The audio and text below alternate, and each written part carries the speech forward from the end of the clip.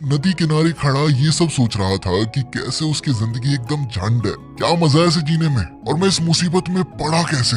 असल में जिनसू के एक दोस्त ने उसे ज्यादा पैसे कमाने की एक स्कीम में फंसा दिया था, और अपने दोस्त पर भरोसा करके उसने कर्जा लेकर उस स्कीम में पैसे लगाए, जिसके कुछ ही दिनों बाद उसके दोस्त ने उसका फोन ही उठाना बंद कर दिया। और अब एक मामूली सा स्टोर वर्कर होने की वजह से अब जिनसू के लिए वो कर्जा चुकाना काफी ज्यादा मुश्किल था। उसने एक साथ कई सारी नौकरियां करने की कोशिश की, पर इससे भी कोई फायदा नहीं हुआ, और हर रोज कुछ गैंगस्टर्स उसके घर पैसे मांगने पहुंच जाते थे, जिनसे बचने के लिए आज जिनसू एक फिल्म शूटिंग में घुस गया। जिसके बाद अब वो ये सोचने के लिए कि आखिर इस मुसीबत से कैसे निकला जाए, उस पुल पर खड़ा था। लेकिन तभी अचानक से उसके फोन पर कई सारे मैसेजेस आने लगे। ये मैसेज कोई मामूली मैसेज नहीं थे, बल्कि उसके बैंक अकाउंट में पैसे आने के मैसेज थे। और आखिरी मैसेज में लिखा था कि पैसे इसी तरह आते रहेंगे, अगर तुम चाहते हो कि आते रहें तो चुपचाप एक गाड़ी में बैठ जाओ, जो ठीक उसके सामने खड़ी थी। उसके गाड़ी में बैठते ही वो गाड़ी जिनसू को एक थिएटर में ले गई, जहाँ उसे एक लाल एनवेलोप में कुछ पैसे और कुछ कार्ड्स मिले। उस एनवेलोप में कुछ लिखा भी हुआ था, जिसे पढ़ने के बाद जिनसू को पता चला कि असल में वो द 8 शो नाम के एक टीवी शो पर पहुंच गया था, और इस दौरान उन्हें रहने के लिए जगह और खाना भी बिल्कुल मुफ्त दिया जाएगा, और हर बढ़ते मिनट के बाद उनके पैसे भी बढ़ते रहेंगे। ये शो या तो टाइम खत्म होने पर या फिर किसी कंटेस्टेंट के मरने पर ही खत्म होने वाला था। एनवेलोप पढ़ने के बाद अब जिनसू के पास दो ऑप्शन थे, या तो वो टेबल पर पड़े पैसे उठाकर वापस चला जाए, या फिर वो किसी नंबर कार्ड को लेकर इस शो का हिस्सा बन सकता है। और कुछ सेकंड्स तक अपने कर्जे के बारे में सोचने के बाद जिनसू 3 नंबर वाला कार्ड उठाकर सीधा शो में घुस गया। अंदर पहुंचकर जिनसू के सामने एक बहुत ही आलीशान जगह थी, जहां 24 घंटे का टाइमर भी लगा हुआ था। और तभी उसकी नजर सीढ़ियों पर बने 8 कमरों पर पड़ी, जिसे देखते ही वो अपने 3rd फ्लोर के कमरे में चला गया। जहां पहुंचकर वो काफी निराश हुआ, क्योंकि उस कमरे में एक नकली खिड़की और कैमरा के अलावा कुछ भी नहीं था।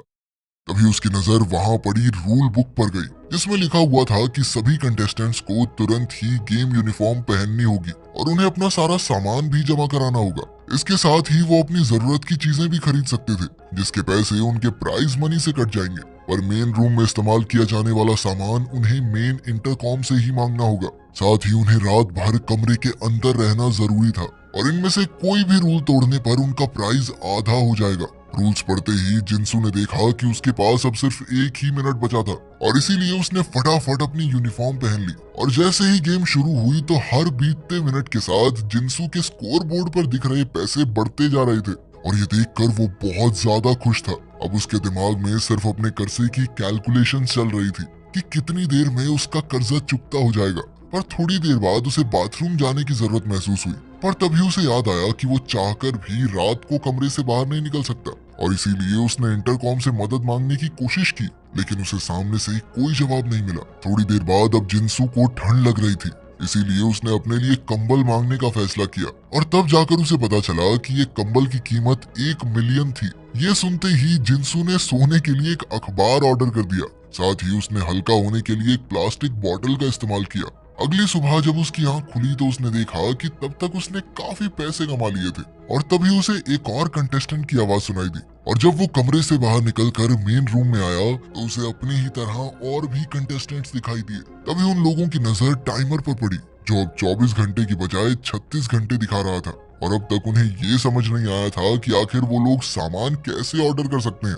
और इसीलिए कंटेस्टेंट नंबर 6 ने अपने लिए सिगरेट और लाइटर मांगने का फैसला किया। और जैसे ही उसका ऑर्डर आया तो उन्होंने देखा कि टाइमर पर टाइम कम हो गया था, जिसके बाद उन्हें लगा कि शायद वो लोग टाइम के बदले में चीजें ऑर्डर कर सकते हैं, जिसका मतलब था कि वो जितना ज्यादा सामान मंगवाएंगे उतना ही जल्दी उनका टाइम खत्म हो जाएगा। और इसीलिए काफी देर तक बातचीत करने के बाद उन्होंने 8 प्लास्टिक की बाल्टी, टॉयलेट पेपर, गार्बेज बैग और सिगरेट्स ही मंगवाई। कुछ देर बाद उन सभी को भूख लगने लग गई, और ये बात सुनकर सैरा बहुत हैरान थी, क्योंकि उसके कमरे में पहले ही 12 मील्स पहुंच गई थी। जिसके बाद उन सभी को एहसास हुआ कि सारा सामान ऊपर वाले फ्लोर में ही डिलीवर होता था, और वो लोग सामान लेकर कमरे से बाहर नहीं निकल सकते थे, इसीलिए उन्हें लिफ्ट से ही सामान भेजना था। इसके बाद वो सभी लोग सारा के कमरे में गए जो काफी ज्यादा आलीशान था। साथ ही सारा ने अपने लिए काफी कुछ खरीद लिया था क्योंकि उसका पेमेंट रेट काफी ज्यादा था। उसे पर मिनट के हिसाब से काफी ज्यादा पैसे मिलते थे। सबका रेट अलग अलग था, लेकिन नीचे के फ्लोर्स का रेट ऊपर वालों से काफी ज्यादा कम था। असल में जब सारा इस थिएटर में आई तो उसने अनजाने में 8 नंबर चूज कर लिया था और अपने कमरे में आते ही उसने गलती से सिगरेट से अपनी ड्रेस जला दी थी। जिसके बाद उसने तब तक सामान खरीदा जब तक उसका स्कोर कार्ड 0 नहीं हो गया। लेकिन उसका रेट हाई होने की वजह से उसका स्कोर कार्ड जल्दी ही वापस बढ़ने लग गया और जब उसे खाना भेजा गया तो उसने सभी पानी की बोतल्स का इस्तेमाल नहाने के लिए किया। सारा के कमरे को देखने के बाद वो लोग एक एक करके सभी कमरों में गए, जिनमें से रूम नंबर 1 सबसे छोटा था, जो सैंग गूक नाम के एक आदमी का था और उस बेचारे ने नंबर 1 सिर्फ अपने पैर में लगी चोट की वजह से चुना था। इसके बाद उन्होंने लिफ्ट की मदद से खाना नीचे भेजा और जब सभी लोग खाना खाने में व्यस्त थे तो वहीं सारा अपने लिए अलग अलग कपड़े मंगवा रही थी। उसके इस बर्ताव को देखकर सभी लोग नाखुश थे, पर तभी उसने उन्हें बताया कि असल में वो लोग सीढ़ियों पर बार बार ऊपर नीचे चलकर अपने समय को दोबारा बढ़ा सकते हैं। और ये पता चलते ही उन लोगों ने बार बार ऊपर और नीचे जाना शुरू कर दिया, पर इसके बावजूद भी टाइमर 0 पर चला गया और तभी अचानक से वो दोबारा 24 घंटों पर रीसेट हो गया। उस रात सभी लोगों ने अपने लिए थोड़ा थोड़ा जरूरी सामान मंगवाया।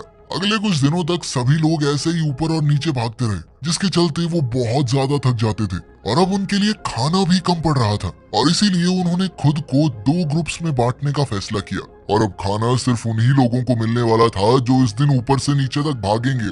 लेकिन अपनी टांग पर लगी चोट की वजह से सैंग गूक ज्यादा तेजी से नहीं भाग पा रहा था और इसीलिए पार्टिसिपेंट 6 ने जबरदस्ती उसका हाथ पकड़कर उसे खींचना शुरू कर दिया। और तभी सेकंड फ्लोर की कंटेस्टेंट चून जा ने उसकी जगह भागने का फैसला किया और जब 2 दिन बाद सैंग गूक की दोबारा से बारी आई तो इस बार उसकी जगह जिनसू ने ली। और ये देखकर बाकी लोगों का मानना था कि अगर सैंग गूक काम नहीं कर रहा तो उसे खाना भी नहीं खाना चाहिए, जिसके लिए चून जा बिल्कुल तैयार नहीं थी और उसके मुताबिक उन्हें किसी भी इंसान को भूखा रखने का कोई हक नहीं है।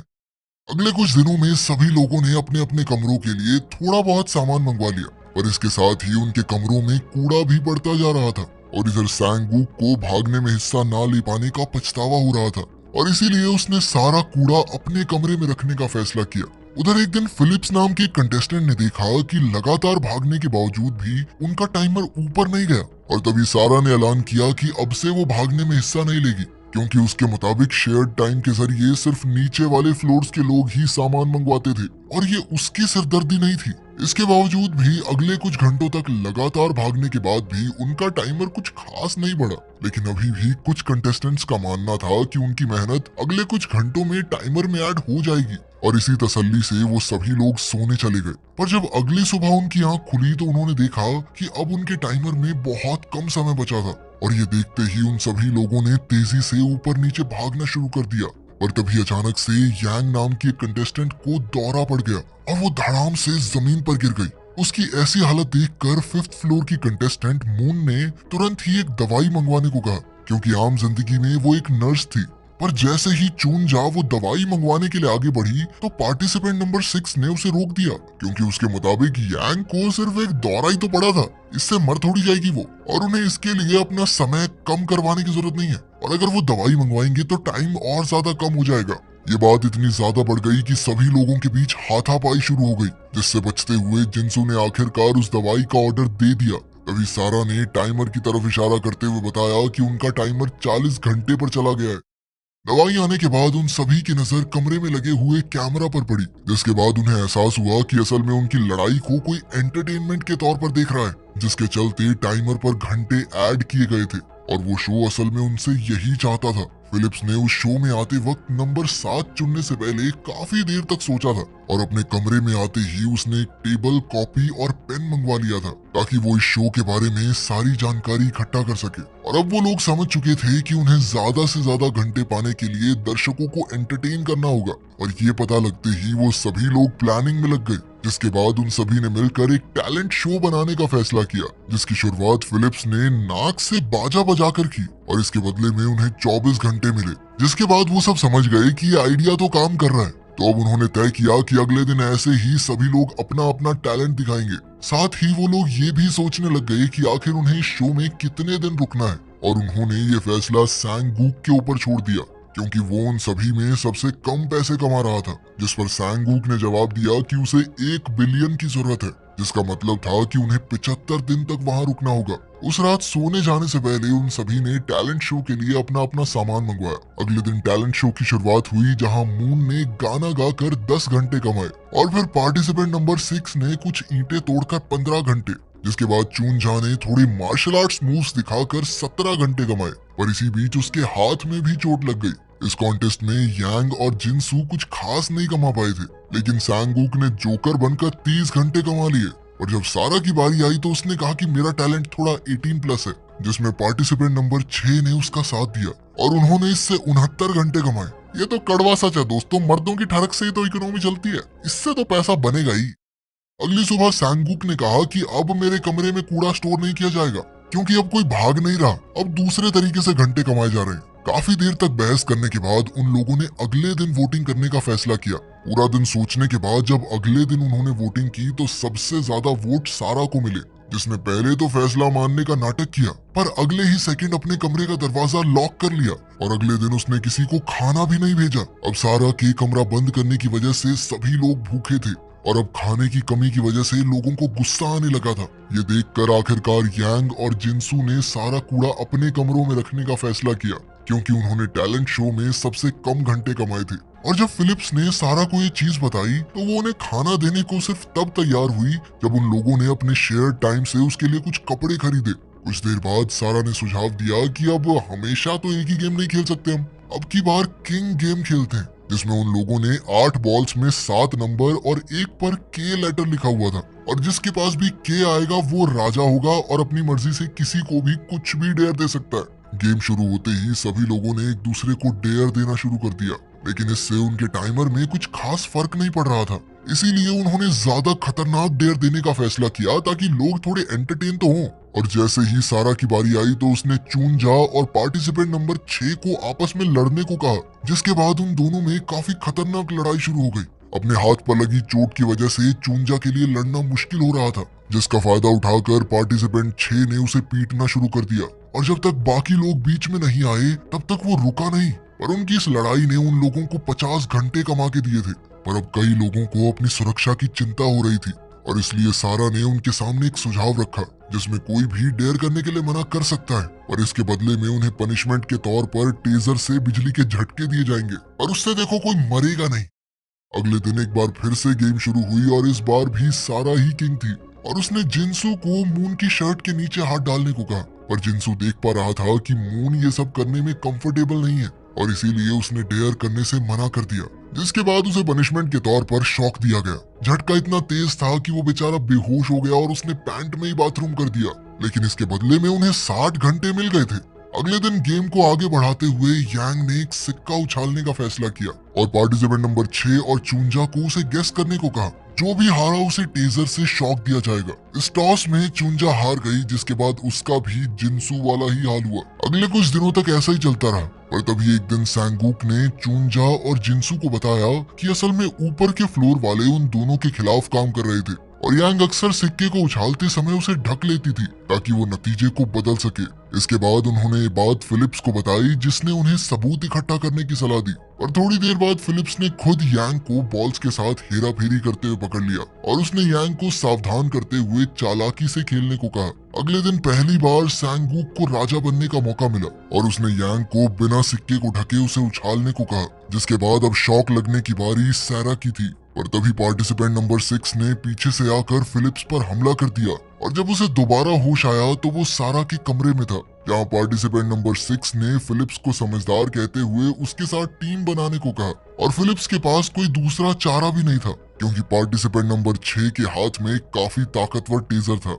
इसके बाद 6 ने मेन इंटरकॉम पर ताला लगाने के साथ साथ नीचे के सभी फ्लोर्स के इंटरकॉम भी तोड़ दिए ताकि सब कुछ उनके ही मुताबिक हो। इसके बाद उन्होंने ऐलान कर दिया कि अब सिर्फ नीचे के फ्लोर वाले ही काम करेंगे और ऐसा ना करने पर उन्हें खाना नहीं दिया जाएगा और साथ ही अगर वो टाइम कमाने में कामयाब हुए तो इसके बदले में उन्हें सिक्के दिए जाएंगे, जिससे वो अपने लिए चीजें खरीद सकते थे और इस एक सिक्के की कीमत 3 घंटे के बराबर थी। जब चूंजा ने इस फैसले का विरोध करने की कोशिश की तो पार्टिसिपेंट नंबर 6 ने उस पर अपनी टेजर गन तान दी और ये देखकर सैंगूक ने 6 पर हमला करने की कोशिश की, और सिक्स ने उसे भी लात मारकर चुंजा को टेजर शॉक दे दिया, जिसके बाद वो सैंगूक की जख्मी लात पर पैर रखकर उसे मसलने लगा, जिसके चलते उन्हें कई सारे घंटे और मिल गए। इसके बाद फिलिप ने उन्हें उनके अगले गेम के बारे में बताया, जिसमें कुछ बॉल्स पर अलग अलग गेम्स लिखी हुई थी और लोअर फ्लोर के कंटेस्टेंट्स को उन्हीं में से एक बॉल चुननी थी और उस गेम के खत्म होने के बाद हारने वाले इंसान को सजा भी मिलेगी। सबसे पहले दिन उनकी बॉल पर छुपम छुपाई लिखा हुआ था, पर इस गेम में लोअर फ्लोर के सभी लोगों का एक एक बॉडी पार्ट कवर किया गया, जिसके बाद उन्हें छुपना था और वहीं अपर फ्लोर वालों का काम उन्हें ढूंढकर पीटना था।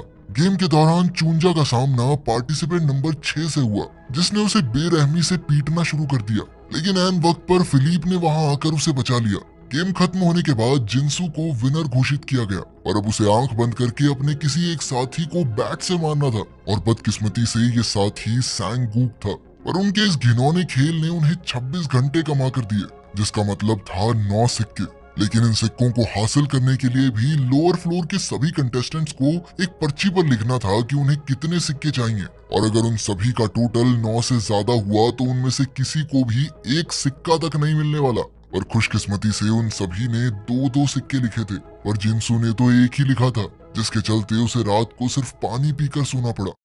अगले दिन भी सारा ने एक बेहूदी गेम का आविष्कार किया, जिसके अंत में मून को सजा झेलनी पड़ी और इस बार उन सबका टोटल सिर्फ 10 ही घंटे बना था, जिसके चलते उन्हें कुछ भी नहीं मिला। हर रोज ऐसी गेम्स खेलने की वजह से उन सभी की हालत बिगड़ती जा रही थी और फिर सैंगूक ने चुंजा और जिंसू की जेब में एक नोट डाल दिया, जिसमें उसने उन दोनों को अपने कमरे में डिलीवरी लिफ्ट से आने को कहा। अगले दिन फिलिप्स ने उन्हें बताया कि लिफ्ट काफी ज्यादा आवाज करती थी, पर इसके बावजूद भी उन्होंने प्लान को आगे बढ़ाने का फैसला किया, जिसके चलते अगले दिन गेम के दौरान सैंगूक ने पेट में दर्द होने का बहाना बनाया, जो असल में बाकी लोगों के लिए एक सिग्नल था और उसी दिन जिंसू और चुंजा चुपचाप लिफ्ट में छुप गए, जिसके बाद सैंगूक ने जोर जोर से मदद के लिए चिल्लाना शुरू कर दिया, जिसे सुनकर ऊपर के फ्लोर के सभी लोग उसके कमरे की तरफ बढ़ने लगे। लेकिन वहां पहुंचते ही पार्टिसिपेंट 6 और बाकी लोगों के बीच एक घमासान लड़ाई शुरू हो गई और जैसे ही जिंसू वहां से निकलने लगा तो सारा ने उसके ऊपर अपनी टेजर तान दी, पर तभी फिलिप्स ने उन्हें बताया कि उसने टेजर्स की बैटरी पहले ही निकाल ली थी और ये पता चलते ही चुंजा ने 6 को एक ही मुक्के में नीचे गिरा दिया। असल में चुंजा जब वहां आई थी तो उसके पास सिर्फ दूसरे फ्लोर का ही ऑप्शन था, जो उसे मजबूरन उठाना पड़ा था। इसके बाद उन लोगों ने सभी ऊपर के फ्लोर्स के कंटेस्टेंट्स को बांध दिया और अपने आप को मुसीबत में पाकर फिलिप्स उनसे माफी मांगने लगा, जिसके चलते निचले फ्लोर्स के लोगों ने उसे छोड़ भी दिया। साथ ही उनके इस प्लान ने उन्हें कई घंटे कमा कर दे दिए थे। लोगों को ये बगावत देखने में काफी मजा आया था। इसके बाद उन्होंने सभी कंटेस्टेंट्स को उनके रूम में बांधकर 8th फ्लोर को कॉमन कमरे की तरह इस्तेमाल करने का फैसला किया। उसी रात चुंजा ने शो को खत्म करने की बात कही और इसके लिए वो सैंगूक के 1 बिलियन में कम पड़ रहे पैसे अपने प्राइस से देने को भी तैयार था और इसीलिए उन्होंने अब अपना सारा समय आराम करने पर लगाना शुरू कर दिया। साथ ही वो समय समय पर कैद किए गए कंटेस्टेंट्स को भी खाना देते रहते थे और जब उनके पास सिर्फ 9 घंटे बचे हुए थे तो वो सभी लोग एक दूसरे को अलविदा कहकर अपने अपने कमरे में चले गए। लेकिन फिर देर रात उनके टाइमर में समय तेजी से बढ़ने लगा। उन्होंने सभी कैदियों की तलाशी की पर उन्हें कुछ भी अजीब नहीं लगा, पर कुछ देर बाद उनका टाइमर 45 से 52 घंटों पर चला गया और फिर उसी वक्त उन्हें यांग के चिल्लाने की आवाज आई और जब तक वो लोग वहां पहुंचते उन्होंने देखा कि किसी ने यांग का एक दांत निकाल लिया था और ये देखकर जिंसू तुरंत ही पार्टिसिपेंट 6 के पास पहुंचा और जब उसने 6 के जूते उतारे तो उसे पता चला कि किसी ने उसके पांव के सारे नाखून निकाल दिए थे। और जब चुंजा ने उससे पूछा कि आखिर उसने किसी को इस बारे में बताया क्यों नहीं, तो 6 ने चुंजा से ये सवाल अपने दोस्तों से करने को कहा, जिसके बाद चुंजा को अब अपने सभी दोस्तों पर शक हो रहा था और इसीलिए उसने जिंसू, फिलिप और सैंगूक को अपने अपने कमरे में बंद कर दिया। लेकिन साथ साथ उसने कहा कि खाना मिलता रहेगा सबको, बस अपने कमरे में रहो। अब उसने सिर्फ मून को ही बाहर रखा था क्योंकि वो इतनी प्यारी सी थी, वो किसी का क्या ही बिगाड़ेगी। लेकिन इस गेम ने मून के दिमाग पर काफी बुरा असर डाल दिया था और अब उसे अपने आसपास अजीबोगरीब चीजें दिखाई दे रही थी। ऐसे ही एक भ्रम के चलते उसे लगा कि सारा और यांग आजाद हो गए हैं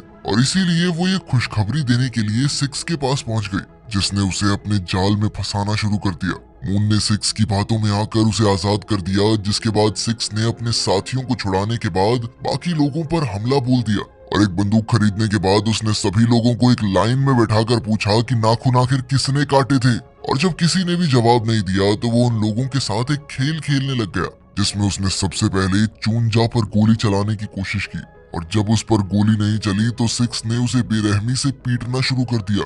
इसके बाद उसने फिलिप्स की टांग में गोली मारी, जिसके बाद वो सैंगवूक की तरफ बढ़ा। पर तभी जिनसू को एक आइडिया आया और उसने कहा कि हम कैमरा फुटेज खरीद लेते हैं, उससे पता चल जाएगा कि किसने नाखून निकाले थे। ये बात सुनते ही सारा और सिक्स ने तुरंत ही फुटेज खरीद कर उसे देखना शुरू कर दिया, जिससे उन्हें पता चला कि असल में सैंगवूक ने ही सिक्स के नाखून निकाल कर उसके चेहरे पर पेशाब किया था, क्योंकि वो कंटेस्टेंट नंबर 6 से बदला लेना चाहता था। ये वीडियो देखने के बाद अब सिक्स सैंगवूक को जान से मारने का मन बना चुका था, लेकिन सारा गेम को अभी खत्म नहीं करना चाहती थी और इसीलिए उसने सिक्स को टेजर शॉक देकर बेहोश कर दिया। इसके बाद सारा ने सभी कंटेस्टेंट्स को उनके कमरों में बंद कर दिया। असल में सारा को ये जगह बहुत ज्यादा पसंद आ गई थी और वो कभी भी यहाँ से बाहर नहीं निकलना चाहती थी, और अपने एंटरटेनमेंट के लिए वो सभी के कमरों की फुटेज खरीदती थी, जहाँ उसे बाकियों को परेशान होता देखकर बहुत ज्यादा मजे आ रहे थे। कुछ दिन बाद उसे एहसास हुआ कि उन्होंने हर तरह से उन्हें परेशान कर लिया था और अब अगर और घंटे कमाने हैं तो कुछ अलग करना होगा, जिसके लिए उसने स्लीप डिप्रिवेशन का इस्तेमाल करने का फैसला किया, जिसमें उसने जिनसू, फिलिप, चुनजा और सैंगवूक को एक कुर्सी पर बैठाकर उनके चेहरे के आसपास पानी भर दिया ताकि वो चाहकर भी सो ना पाए। इसके साथ ही उन लोगों को जबरदस्ती पूरे दिन वायलेंस से भरी हुई वीडियोस देखनी पड़ती थी, जिसका उनके शरीर पर बहुत ज्यादा असर पड़ रहा था। सारा पूरी तरह से अब एक साइको बन चुकी थी। वो पूरा दिन उन्हें देखती रहती, कभी हंसने लग जाती, कभी रोने लग जाती। साथ ही उसने एक कुत्ता भी खरीद लिया था, जिसके चलते अब यांग को उस कुत्ते की टट्टी भी साफ करनी पड़ती थी, जिससे वो बहुत ज्यादा परेशान थी। एक दिन जब वो सैंगवूक का हाल पूछने के लिए उसके कमरे में गई तो सैंगवूक ने उसका दांत निकालने के लिए उससे माफी मांगी और यांग ने भी उसे आसानी से माफ कर दिया। सैंगवूक ने उसे बताया कि वो लोग अपने कमरे बदल सकते हैं, उसके लिए उन्हें $1 बिलियन की जरूरत है। बाहरी दुनिया में सैंगवूक एक जोकर के तौर पर काम करता था। उसे अपनी बीमार बेटी के इलाज के लिए बहुत सारे पैसों की जरूरत थी और जब वो पैसे इकट्ठा नहीं कर पाया तो उसने एक इंश्योरेंस खरीद कर सब कुछ खत्म करने का सोचा। लेकिन इससे पहले कि वो ऐसा कुछ कर पाता, एक सफेद गाड़ी उसे यहाँ पर ले आई, जहाँ अपने पैर पर लगी चोट की वजह से उसने फर्स्ट फ्लोर को चुना। और जब उसने इंटरकॉम से कमरा बदलने की मांग की तो पता चला कि $1 बिलियन लगेंगे इसके, और तभी से वो $1 बिलियन कमाने में लगा हुआ था। उधर जिनसू की हालत काफी ज्यादा खराब थी और अब उसे अजीबोगरीब चीजें दिखाई दे रही थी। और तभी यांग ने उसे होश में लाने के बाद बताया कि सैंगवूक के पास सारा का राज खत्म करने का प्लान है। असल में सारा पूरी तरह से एक साइकोपैथ बन चुकी थी जो सोती तक नहीं थी, और इसीलिए उनके पास थोड़ा ही समय था जब वो गोल्फ खेलने के बाद नहाने जाती थी, क्योंकि तब उसके पास उसकी पिस्टल नहीं होती थी। इस काम में सबसे ज्यादा खतरा यांग की जान को था और इसीलिए उसने सबसे पहले कमरा चूज करने की इच्छा जाहिर की, जिसके लिए सभी लोग तुरंत ही तैयार हो गए। पर मून की एक शर्त थी जिसे यांग ने बिना सुने ही मान लिया, क्योंकि वो कुछ भी करके सारा से पावर छीनना चाहती थी। अगले दिन जब वो गोल्फ खेलने के लिए नीचे आई तो इस बार यांग उससे ज्यादा एक्साइटेड थी। सारा का ज्यादा मन नहीं था, पर फिर भी उसने सारा को किसी तरह खेलने के लिए मना ही लिया। उधर मून ने सभी लोगों को आजाद तो कर दिया था, पर इतने दिनों से बंधे रहने की वजह से उन लोगों का चलना फिरना बहुत मुश्किल हो रहा था। वहीं इस हलचल की वजह से सारा का कुत्ता लगातार भौंकने लगा, जिसकी आवाज सुनकर सारा तुरंत ही जांच करने के लिए उस तरफ जाने लगी। वहीं जिनसू और मून सारा से छुपने के लिए 6th फ्लोर में घुस गए, जिनको वहां देखकर पार्टिसिपेंट नंबर 6 ने जोर जोर से चिल्लाना शुरू कर दिया और इधर सारा ने अपनी बंदूक तैयार कर ली थी। और जैसे ही वो उन दोनों पर गोली चलाने वाली थी तभी यांग ने पीछे से आकर उस पर हमला कर दिया। सारा को कैद करने के बाद सभी लोग रो रहे थे, क्योंकि अब आखिरकार वो आजाद थे। और तभी मून ने यांग को अपनी शर्त के बारे में याद दिलाया, जिसके बाद उसने पार्टिसिपेंट नंबर 6 की मरहम पट्टी करने के लिए कुछ दवाई मंगवाई। मून का काम खत्म होने के बाद अब सैंगवूक की बारी थी और उसने तुरंत ही इंटरकॉम से कमरा बदलने की रिक्वेस्ट की, जिसके बाद उनके सामने एक एनवेलोप आया जिसके अंदर सिर्फ कमरा